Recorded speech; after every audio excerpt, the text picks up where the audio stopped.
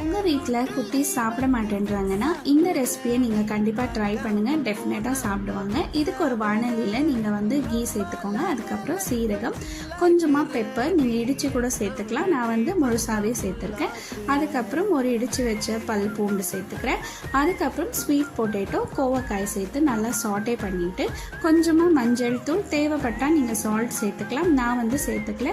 அதுக்கப்புறம் நான் ஊற வச்சுருக்க பாசி பருப்பும் அரிசியும் சேர்த்து நல்லா குக் பண்ணிக்கிறேன். நான் இன்றைக்கி கடாயிலே தான் குக் பண்ணேன். நீங்கள் குக்கர்லேயும் இதை ட்ரை பண்ணலாம்.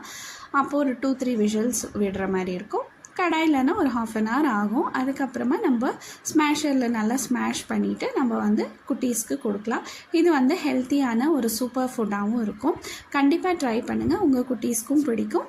நெக்ஸ்ட் ஒரு இன்ட்ரெஸ்டிங்கான ரெசிபியில் உங்களை பார்க்குறேன். அது வரைக்கும் பாய்.